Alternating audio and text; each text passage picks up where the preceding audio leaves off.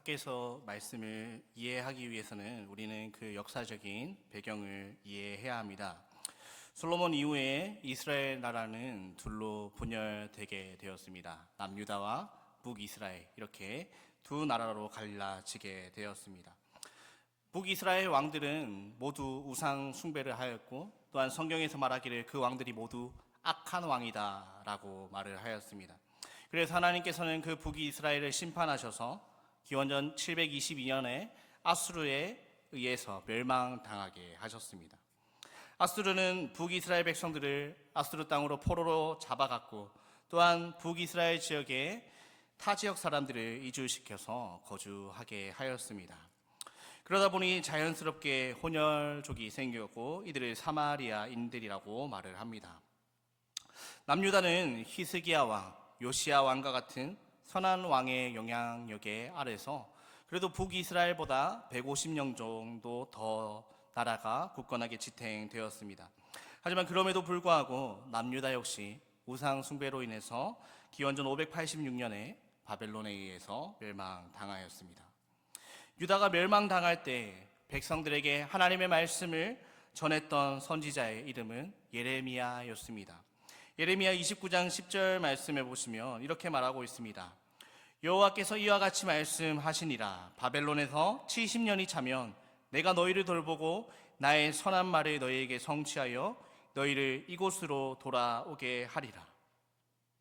하나님의 약속에 의하면 바벨론에 포로로 잡혀가게 될 텐데 70년이 지나게 되면 그들의 고향 땅 예루살렘으로 돌아오게 될 것이라고 말씀하는 것입니다. 이 예언의 말씀은 유다 백성들에게 희망이었습니다. 그래서 그들은 바벨론 땅에서 혼혈되지 않고 율법을 연구하며 신앙을 지켜나갔습니다. 그런데 정말 난공불락이었던 그 바벨론 제국이 BC 539년에 페르시아의 고레스에 의해서 멸망당하였습니다. 그 이듬해 페르시아의 고레스는 칙령을 발표합니다. 바로 바벨론에 의해서 붙잡혀 왔던 사람들은 다 자기의 고향의 땅으로 돌아가도 좋다라는 칙령이었습니다. 정말로 기적 같은 일이 일어난 것입니다. 그런데 정작 예루살렘으로 돌아온 이들은 5만 명이 조금 안 되었습니다. 70년이라는 긴 시간 동안 바벨론에 정착을 하였기 때문에 거의 폐허처럼 변한 예루살렘으로 다시 돌아가서 그곳에서 재건을 하며 산다는 것은 현실적으로 그리 쉬운 일은 아니었습니다. 그럼에도 이 5만 명 정도 되는 사람들은 결단을 하고 자신의 모든 재산을 정리하고 예루살렘으로 돌아왔습니다. 페르시아는 다윗의 후손이었던 스룹바벨을 유다의 총독으로 임명하고 그 5만 명이라는 백성들을 이끌도록 하였습니다. 예루살렘에 돌아온 이들의 첫 번째 과제가 있었습니다. 그것은 바로 하나님의 성전을 재건하는 것이었습니다. 바벨론으로부터 돌아온 이들이 열심을 가지고 그 업무에 임하려 합니다. 그런데 방해가 들어왔습니다. 이들은 유다 민족들이 성전을 중심으로 다시 예전만큼 강성해지는 것을 원하지 않았던 자들이었습니다. 그래서 온갖 방해 공작이 이루어지게 되었습니다. 페르시아의 고레스 왕이 죽게 되고 그 후에 아닥사스다 왕이 되었는데 무리한 이에게 뇌물을 주어서 성전 건축을 중지하라고 말을 합니다. 그런 조서를 받아내었습니다. 기초 공사를 이제 겨우 시작하였는데 이 조서로 인해서 성전 건축이 중단되었습니다. 이들은 하나님을 누구보다 사랑했고 자신을 헌신하여서 바벨론 땅에서 삶의 거처를 옮겼고 성전 건축을 위해서 열정을 가지고 일을 했습니다. 그런데 예상하지 못했던 방해와 모함과 여러 가지 것들에 의해서 그들은 넘어지고 좌절을 맛보게 되었습니다. 이렇게 중단된 공사가 16년이 흘러갔습니다. 이때 하나님께서 학개를 통해서 말씀하십니다. 오늘 본문 2절 말씀과 같이 이렇게 말씀하신 겁니다. 만군의 여호와가 이같이 말하여 이르노라. 이 백성이 말하기를 여호와의 전을 건축할 시기가 이르지 아니하였다 하느니라. 백성들은 아직도 성전을 건축할 때가 아니다라고 말을 했던 것입니다. 아마 처음 중단되었을 때, 성전 재건이 중단되었을 때 안타깝고 또한 다시 재건할 기회를 찾으려 했을 것이지만 이후 이들은 많은 시간이 흐르면서 자신들의 삶에 젖어들게 되었습니다. 여전히 방해 세력이 있다면 아직 때가 아니다라고 스스로 합리화하며 성전 재건을 내팽개쳐 버린 것이죠. 한번 의지와 열정이 꺾이자 그들은 우리는 할 수 없다라는 패배주의가 그들의 마음 가운데 스물스물 자리하였던 것입니다. 아마 우리도 이런 비슷한 경험을 하지 않나 싶습니다. 제대로 믿어보겠다고, 하나님 사랑하고 잘 섬기겠다라고 다짐을 하고 이런저런 헌신을 함에도 몇 번 현실의 벽에 부딪히고 나면 그 의식들이, 그 다짐들이, 그 것들이 꺾이고 맙니다. 누군가 나의 행동을 보고 어떤 비아냥거리는 말을 들을 때, 아니면 오해를 할 때, 내가 오해를 받으면서까지 섬겨야 하는가? 내가 이것도 내려놓으면서까지 하나님을 사랑하고 섬겨야 하는가라고 생각을 하는 거죠. 그래서 아직은 내가 하나님 더 잘 섬길 때가 아니다. 아직은 내가 하나님 적당히 믿어도 될 때이다 라고 말을 하며 미루게 되는 것입니다. 지금은 다른 것에 집중할 때라고, 이번 어려운 상황을 넘기고 나면 기회가 올 거라고, 그때 돼서 하나님을 잘 섬기겠다라고 합리화하며 살아가는 것이죠. 과연 그래서 하나님께서는 때가 아직 아니라고 말하는 게 맞느냐라고 물어보시는 것입니다. 이런 상황 속에서 하나님께서는 학개를 통해서 말씀하십니다. 5절 말씀에 보면 그러므로 이제 만군의 여호와가 이같이 말하노니 너희는 너희의 행위를 살필지니라. 때가 아니라며 스스로 판단하고 있는 너희가 지금 어떤 행동들을 하고 있는지 한번 살펴보라고 하나님 말씀하시는 것입니다. 여기에서 나오는 너희의 행동은 바로 앞뒤의 말씀과 연관이 되어 있습니다. 4절 말씀을 보면 이 성전이 황폐하였거늘 너희가 이때 판벽한 집에 거주하는 것이 옳으냐라고 말하고 있습니다. 성전은 아직 지을 때가 아니다. 아직 방해 세력이 있다. 아직 성전을 지을 우리의 상황이 따라주진 않는다라고 미루고 있는 동안 이들은 자신들이 살 집을 지었습니다. 물론 이들의 입장과 마음이 이해는 가죠.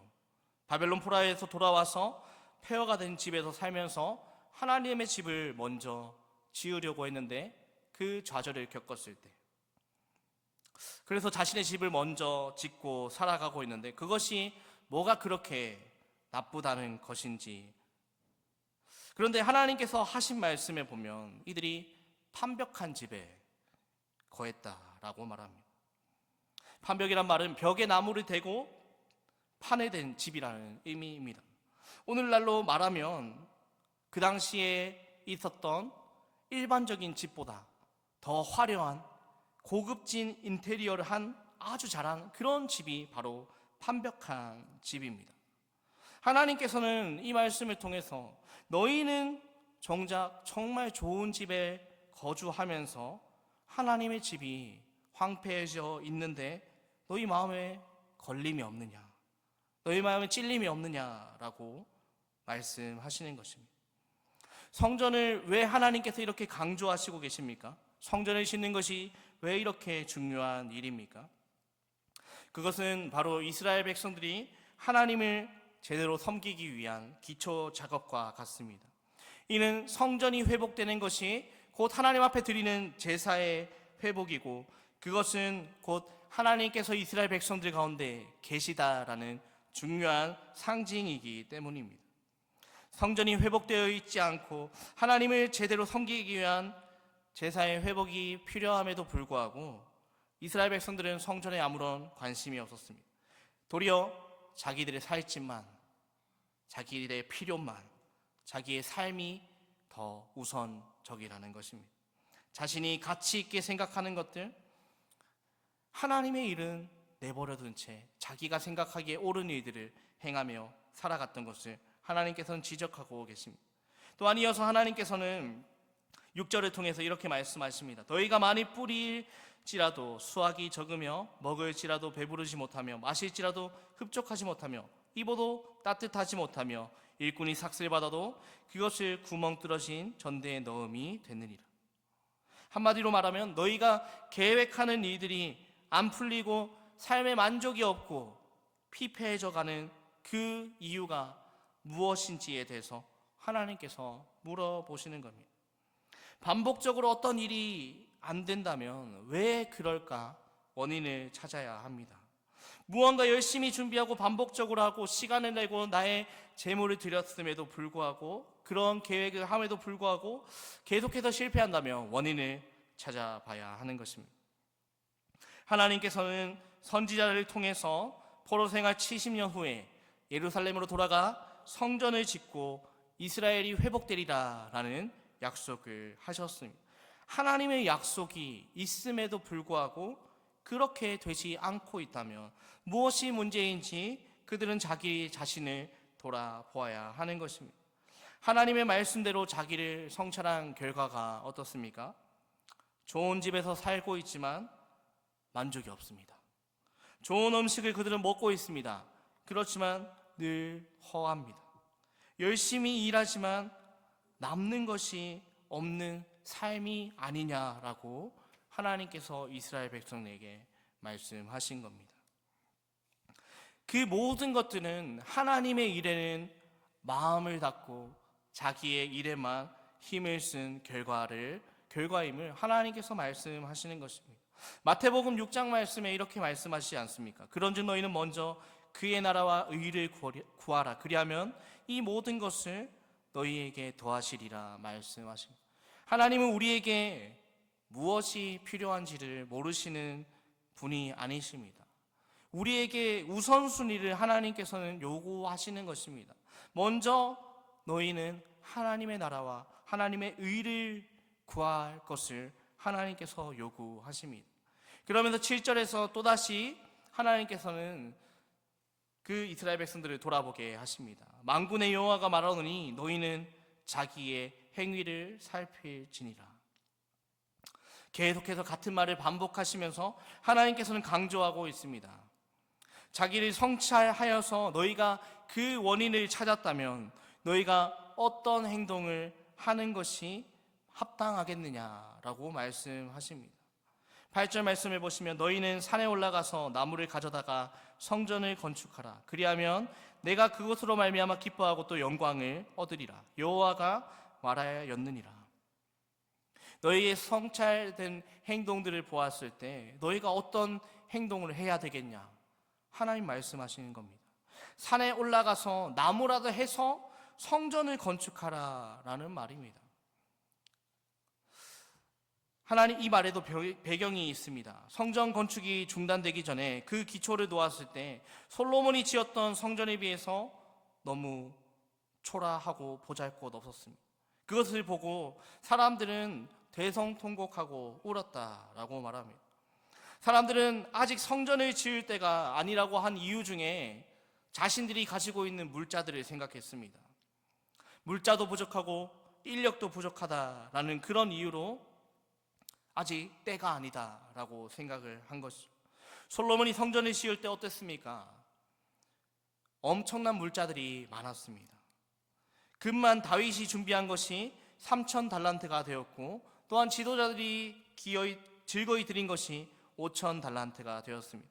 벽돌을 금으로 입혀서 성전을 씌웠고 나무도 최고급 목재였던 백향목을 가져와서 지었습니다. 성전 건축에 동원된 인원만 해도 18만 5천 명이었습니다. 하지만 이들의 상황은 어떻습니까? 포로에서 돌아온 이들은 재력도 부족했고 인원도 5만 명이 전부였습니다. 그래서 어떻게 보면 이들이 하나님의 성전을 건축한다라는 것에 엄두가 안 났을지도 모르겠습니다. 그런데 하나님께서는 너희가 옛 영광에 젖어 있으면 안 된다라고 말합니다. 과거에 비하면 너희가 지금 상황이 초라할지 몰라도 그것은 하나님께 문제가 아니었습니다. 금이 없고 백향목이 없고 사람이 없어 성전을 못 짓는 것이 아니라 너희의 마음을 보아라. 너희의 그 성전을 건축하고자 하는 마음이 없다는 것을 하나님께서는 지적하십니다. 자신들의 처지에서 지금 주어진 환경에서 최선을 다하면 된다라고 하나님은 말씀하십니다. 그래서 성전을 건축하겠다는 마음만 있으면 산에라도 올라가서 그 나무를 베어서 성전을 건축하라라는 것입니다. 또한 하나님께서는 그것으로 말미암아 기뻐하고 또 영광을 얻으리라라고 말씀하셨습니다. 상황이 받쳐주지 않는다고 손 놓고 있어서는 안 됩니다. 하나님이 원하시는 것은 크고 멋들어지고 많은 결과를 원하시는 것이 아닙니다. 하나님께서 원하시는 것은 우리의 마음을 원하십니다. 나의 모든 상황이 형통하여서 나에게 하나님을 섬길 수 있는 모든 환경들이 갖춰져 있기에 하나님을 섬기는 것이 아닙니다. 부족할 수 있고 나의 건강이 안 될 수 있고 나의 체력이 안 좋을 수 있고 가난할 수 있고 여러 불편함과 어려움이 있을 수 있지만 그럼에도 하나님을 섬기고자 하는 마음, 하나님의 일을 먼저 생각하는 그 마음, 그것을 하나님께서는 원하십니다. 하나님을 사랑하기에 이것도 해보고 저것도 해보고 원하는 만큼 결과가 안 나와도 하나님의 마음으로 안타까워하며 주님을 나의 삶의 우선순위로 놓고 살아가는 그 마음을 하나님께서 원하신다는 것입니다. 주님은 그런 성도들을 지금도 찾고 계시고 그런 성도들을 보고 기뻐하시고 영광을 얻으신다라고 말씀하십니다. 학개는 하나님의 말씀을 하나님께 받아서 당시 지도자였던 스룹바벨과 여호수아에게 전하였습니다. 1절 말씀을 보시면 다리오 왕 제2년 여섯째 달 곧 그 달 초하루에 여호와의 말씀이 선지자 학개로 말미암아 스알디엘 아들 유다 총독 스룹바벨과 여호사닥의 아들 대제사장 여호수아에게 임하니라 이르시되, 학개를 통해서 하나님의 말씀을 받은 총독 스룹바벨과 대제사장 여호수아는 자신들이 감동을 받고 그 말씀을 백성들에게 전하였습니다. 전하였을 때 백성들도 마음의 감동을 받았습니다. 오늘 저희가 함께 보진 않았지만 14절과 15절 말씀을 보시면 여호와께서 스알디엘 아들 유다 총독 스룹바벨의 마음과 여호사닥의 아들 대제사장 여호수아의 마음과 남은 모든 백성의 마음을 감동시키심에 그들이 만군의 여호와 그들의 하나님의 전 공사를 하였으니, 하나님께서 이들의 마음을 변화시켜 주셨습니다. 하나님의 말씀이 스룹바벨과 여호수아 그리고 백성들의 마음을 깨어나게 하셨습니다. 그들의 상황이 바뀌었습니까? 그렇지 않습니다. 여전히 주변의 반대와 여러 가지 방해 요소들이 있고 여전히 물자가 없고 인력이 없고, 그렇지만 그들이 바뀐 것이 있었습니다. 마음이 변화되었습니다. 그들이 주어진 처지에서 그들은 움직이기 시작했습니다. 처음 학개에게 하나님의 말씀이 임한 것이 6월 1일인데 불과 24일 만에 이들의 마음이 변화되어 성전 공사를 재개하게 되었습니다. 우리 자신들을 돌아보았으면 좋겠습니다. 하나님의 말씀이 임하였을 때 그들의 마음이 변화된 것처럼 잠자고 있는 우리의 마음이 하나님의 말씀으로 깨어났으면 좋겠습니다. 아직은 때가 아니다. 아직은 내가 하나님의 일을 할 때가 아니다. 아직은 내가 하나님의 나라를 구하고 하나님의 일들을 구할 때가 아니다라고 말하는 주위의 속삭임에 귀를 닫읍시다.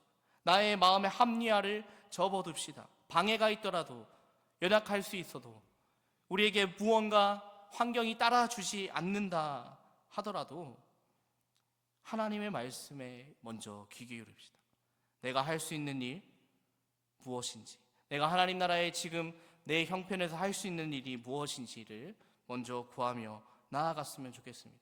마태복음 말씀과 같이 먼저 그의 나라와 그의 일을 구하는 자들에게 모든 필요들을 채워주신다 하셨던 그 하나님의 약속을 신뢰함으로 먼저 하나님의 나라와 의를 구하면서 나아갔으면 좋겠습니다. 하나님께 뜻을 구하고 나아갈 때 우리의 마음에 변화가 시작됩니다. 이 성전이 황폐하였거늘 이 판벽한 집에 거주하는 것이 옳으냐? 하나님의 집이 무너져 있는데 네가 너의 관심사에만 귀 기울이고 너의 것들에만 최선을 다해 하는 것들이 옳냐라고 하나님께서는 오늘날 우리들에게 물어보십니다. 하나님의 일을 먼저 생각하며 나아갑시다. 내가 우선시하는 것들이 있다면 그것들을 내려놓고 먼저 하나님의 일을 구하면서 나아갔으면 좋겠습니다. 그렇게 하기 위해서 먼저 우리가 하나님의 말씀을 자리를 사모했으면 좋겠습니다. 하나님의 말씀이 우리 가운데 들어올 때 하나님께서 성령을 통해서 우리에게 그 하나님의 나라와 의를 구할 수 있는, 먼저 하나님의 나라와 의를 구할 수 있는 그 능력을 우리에게 더하여 주실 것입니다.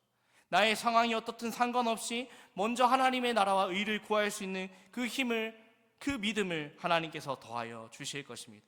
특별히 다음 주부터 시작되는 특별 새벽 기도에 함께 사모하면서 나아갔으면 좋겠습니다.